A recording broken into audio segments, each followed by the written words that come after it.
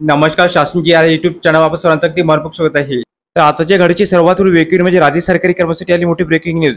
राज्य सरकारी कर्मचारी सेवेनंतरही शासन सेवेत कायम राहणार त्या संदर्भात या एपिसोडच्या माध्यमातून संपूर्ण अपडेट आता पाहणार आहोत. जर आपण चॅनल नवीन असेल तर चॅनलला सबस्क्राईब करायला चुकला. आज चॅनल अपडेट समजायला सुरू करूया. राज्य शासनाकडून शालेय शिक्षण व क्रीडा विभागाकडून दिनांक 15 जुलै 2024 रोजी निर्गमित करण्यात आलेल्या शासन परिपत्रकानुसार राज्यातील रिक्त पदे सेवानिवृत्त शिक्षकांची आणि पात्र उमेदवारांची कंत्राटी पद्धतीने नियुक्ती देण्याची तरतूद करण्यात आली आहे. सदर परिपत्रकानुसार नियत शिक्षकांची नियुक्ती होईपर्यंत विद्यार्थ्यांचे शैक्षणिक नुकसान होऊ नये त्या वास्तव शासन पत्र दिनांक 7 जुलै 2023 अन्वये सेवानिवृत्त शिक्षकांना तात्पुरत्या कालावधीसाठी कंत्राटी पद्धतीने नियुक्ती देण्याचे निर्देश देण्यात आलेले आहे.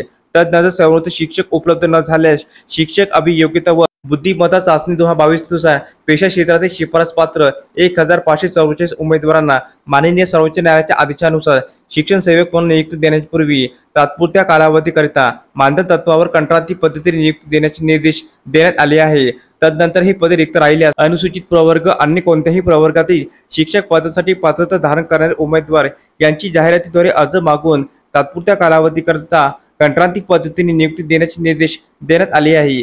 तसेच शासन पत्र दिनांक 7 जुलै 2023 नुसार कंत्राटी तत्वावर नियुक्ती सेवानिवृत्त शिक्षकांना देण्यात येणार रुपये 20,000 एवढे मानधन पेशा क्षेत्रातील कंत्राटी पद्धतीने नियुक्त शिक्षकांना देखील देय राहील असे नमूद करण्यात आलेले आहे. तर अशा प्रकारे राज्य सरकारी कर्मचारी संदर्भात अतिशय महत्त्वपूर्ण अपडेट या एपिसोडच्या माध्यमातून आपण पाहिली आहे.